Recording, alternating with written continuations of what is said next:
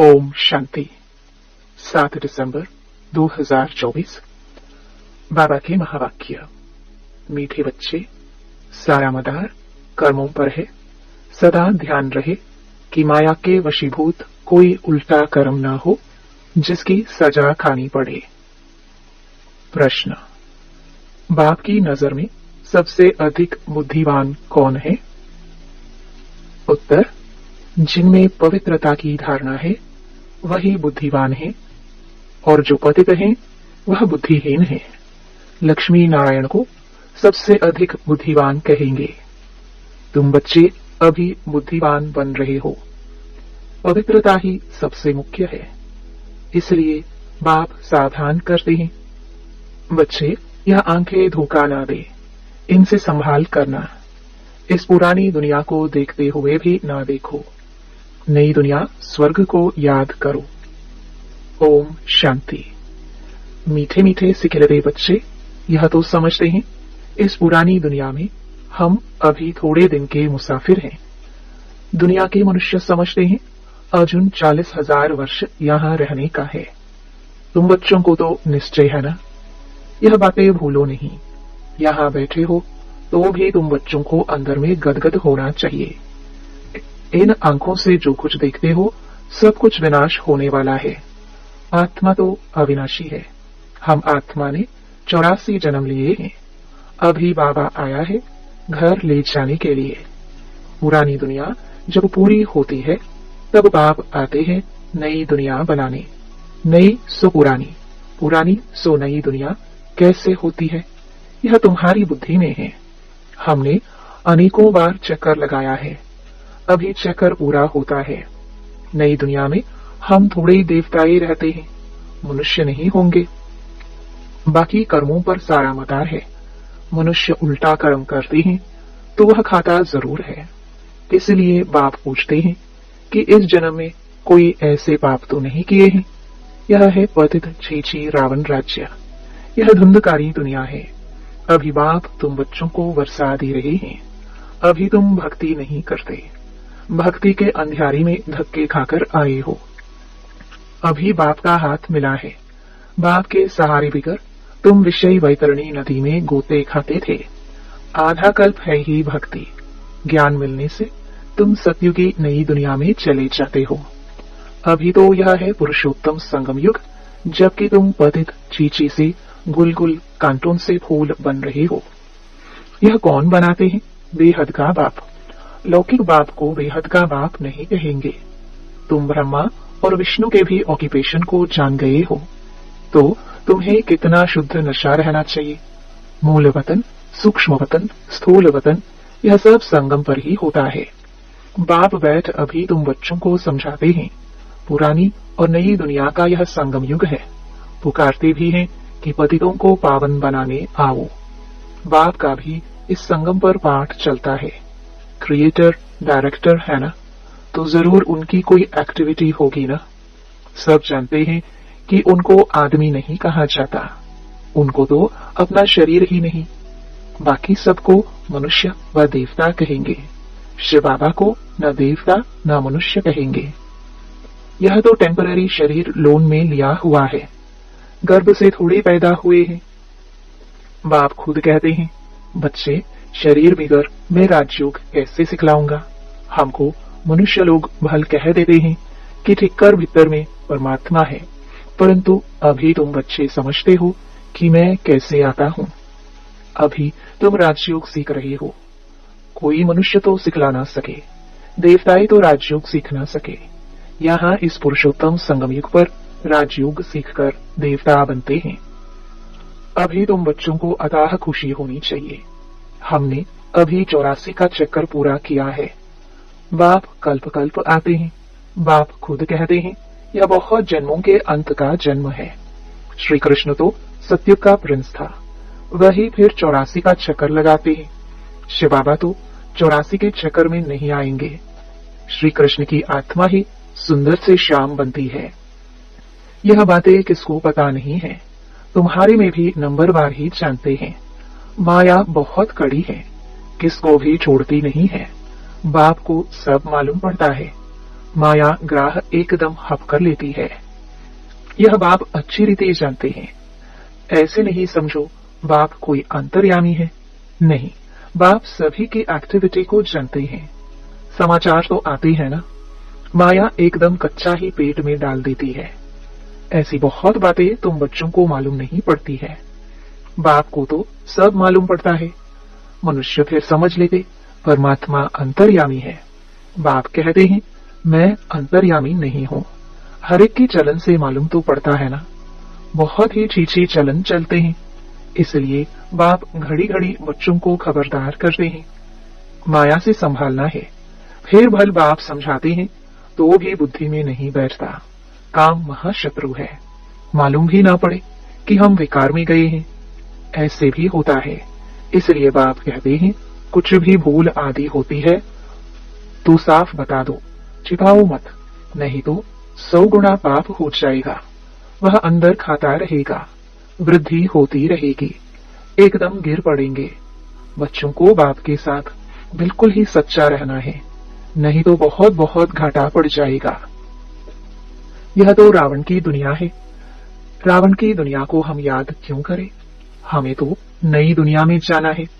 बाप नया मकान आदि बनाते हैं तो बच्चे समझते हैं हमारे लिए नया मकान बन रहा है, खुशी रहती है। यह तो बेहद की बात है। हमारे लिए नई दुनिया स्वर्ग बन रहा है। अभी हम नई दुनिया में जाने वाले हैं।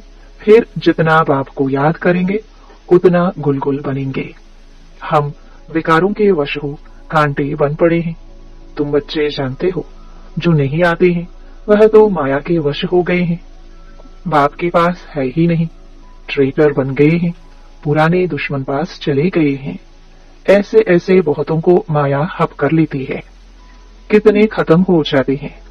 बहुत अच्छे अच्छे हैं जो कहकर जाते हैं हम ऐसे करेंगे, यह करेंगे, हम तो यज्ञ के लिए प्राण भी देने के लिए तैयार हैं। आज वह है नहीं। तुम्हारी लड़ाई है ही माया के साथ। दुनिया में यह कोई नहीं जानते कि माया से लड़ाई कैसे होती है। शास्त्रों में फिर दिखाया है, देवताओं और असुरों में लड़ाई हुई, फिर कौरवों और पांडवों की लड़ाई हुई। कोई इससे पूछो यह 2 बातें शास्त्रों में कैसी है? देवताएं तो अहिंसक होते हैं, वह होते ही हैं सतयुग में, वह फिर क्या कलयुग में लड़ने आएंगे? कौरव और पांडव का भी अर्थ नहीं समझते। शास्त्रों में जो लिखा है वही पढ़कर सुनाते रहते हैं। बाबा की तो सारी गीता पढ़ी हुई है। जब यह ज्ञान मिला तो विचार चला कि गीता में यह लड़ाई आदि की बातें क्या लिखी है। श्री कृष्ण तो गीता का भगवान नहीं है। इनके अंदर बाप बैठा था तो इन द्वारा उस गीता को भी छुड़वा दिया। अभी बाप द्वारा कितना सोचरा मिला है। आत्मा को ही सोचरा होता है। तब बाप कहते हैं अपने को आत्मा समझो, बेहद के बाप को याद करो। भक्ति में तुम याद करते थे, कहते थे आप आएंगे तो बलिहार जाएंगे, परंतु वह कैसे आएंगे, कैसे बलिहार जाएंगे, यह थोड़े ही समझते थे। अभी तुम बच्चे समझते हो, जैसे बाप है वैसे हम आत्मा भी हैं। बाप का है अलौकिक जन्म। तुम बच्चों को कैसे अच्छी रीति पढ़ाते हैं। तुम खुद कहते हो यह तो वही हमारा बाप है जो कल्प कल्प हमारा बाप बनते हैं। हम सभी बाबा बाबा कहते हैं। बाबा भी बच्चे बच्चे कहते हैं। वही टीचर रूप में राजयोग सिखलाते हैं, विश्व का तुमको मालिक बनाते हैं। तो ऐसे बाप का बनकर फिर उसी टीचर से शिक्षा भी लेनी चाहिए। सुन सुनकर गदगद होना चाहिए। अगर चीची बने तो वह खुशी आएगी ही नहीं। भल कितना माथा मारे, वह फिर हमारे जाति भाई नहीं है। यहाँ मनुष्यों के कितने सरनेम होते हैं, वह सभी हैं हद की बातें। तुम्हारा सरनेम देखो कितना बड़ा है। बड़े से बड़ा ग्रेट ग्रेट ग्रैंडफादर ब्रह्मा, उनको कोई जानता ही नहीं।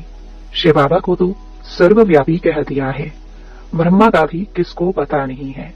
चित्र भी है, ब्रह्मा विष्णु शंकर। फिर ब्रह्मा को सूक्ष्म वतन में ले गए हैं। बायोग्राफी कुछ भी नहीं जानते। सूक्ष्म वतन में फिर ब्रह्मा कहाँ से आया, वहां कैसे अडॉप्ट करेंगे। बाप ने समझाया है यह हमारा रथ है। बहुत जन्मों के अंत में मैंने इसमें प्रवेश किया है। यह पुरुषोत्तम संगम युग गीता का एपिसोड है, जिसमें पवित्रता मुख्य है। पतित से पावन कैसे बनना है, यह किसको भी पता नहीं है।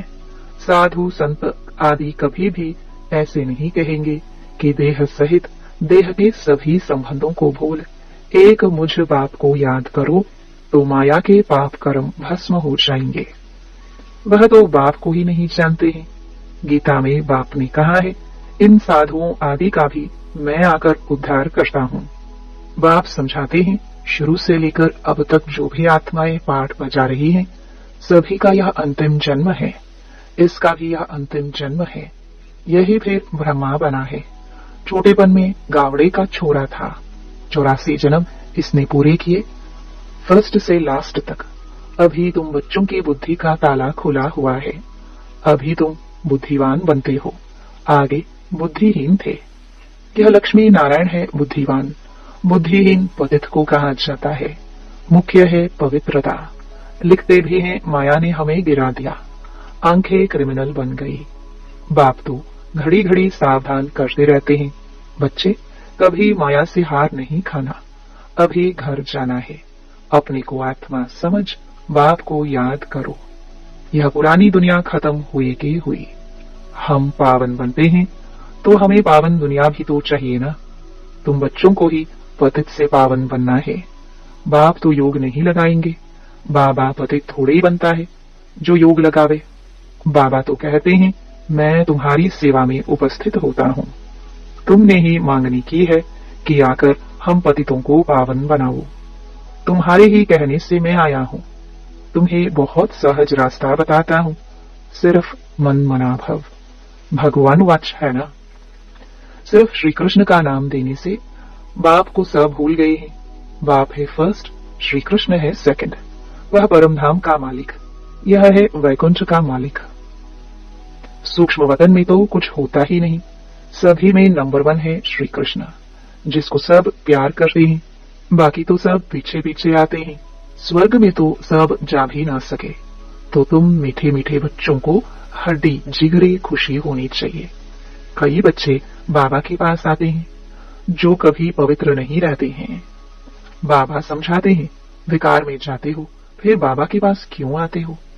कहते, क्या करूं, रह नहीं सकता हूं, परंतु यहाँ आता हूं, शायद कभी तीर लग जाए। आप बिगर हमारी सदगति कौन करेगा, इसलिए आकर बैठ जाता हूं। माया कितनी प्रबल है। निश्चय भी होता है बाबा हमको पतित से पावन बुलबुल बनाते हैं, परंतु क्या करें, फिर भी सच बोलने से कभी सुधर जाऊंगा। हमको यह निश्चय है कि आपसे ही हमें सुधरना है। बाबा को ऐसे बच्चों पर तरस पड़ता है, फिर भी ऐसे होगा। Nothing new. बाबा तो रोज रोज श्रीमत देते हैं, कोई अमल में लाते भी हैं। इसमें बाबा क्या कर सकता है। बाबा कहे, शायद इनका पाठ ही ऐसा है। सब तो राजे रानियां नहीं बनते हैं। राजधानी स्थापन हो रही है, राजधानी में सब चाहिए। फिर भी बाबा कहते हैं, बच्चे हिम्मत नहीं छोड़ो, आगे जा सकते हो। अच्छा, मीठे मीठे से खिलते बच्चों प्रति माता पिता बाप दादा का याद प्यार और गुड मॉर्निंग। रूहानी बाप की रूहानी बच्चों को नमस्ते। धारणा के ये मुख्य सार। पहला, बाप के साथ सदा सच्चा रहना है। अभी कोई भी भूल हो जाए तो छिपाना नहीं है। आंखें कभी क्रिमिनल ना हो, इसकी संभाल करनी है। दूसरा, सदा शुद्ध नशा रहे कि बेहद का बाप हमें पतित चीची से गुलगुल कांटों से फूल बना रहे हैं। अभी हमें बाबा का हाथ मिला है, जिसके सहारे हम विषय वैतरणी नदी पार हो जाएंगे। वरदान, पावरफुल ब्रेक द्वारा सेकंड में नेगेटिव को पॉजिटिव में परिवर्तन करने वाले स्व परिवर्तक भव। जब नेगेटिव अथवा व्यर्थ संकल्प चलते हैं तो उसकी गति बहुत फास्ट होती है। फास्ट गति के समय पावरफुल ब्रेक लगाकर परिवर्तन करने का अभ्यास चाहिए। वैसे भी जब पहाड़ी पर चढ़ते हैं तो पहले ब्रेक को चेक करते हैं। आप अपनी ऊंची स्थिति बनाने के लिए संकल्पों को सेकंड में ब्रेक देने का अभ्यास बढ़ाओ। जब अपने संकल्प व संस्कार 1 सेकंड में नेगेटिव से पॉजिटिव में परिवर्तन कर लेंगे, तब स्व परिवर्तन से विश्व परिवर्तन का कार्य संपन्न होगा। स्लोगन: स्वयं प्रति और सर्व आत्माओं के प्रति श्रेष्ठ परिवर्तन की शक्ति को कार्य में लाने वाले ही सच्चे कर्मयोगी हैं। ओम शांति।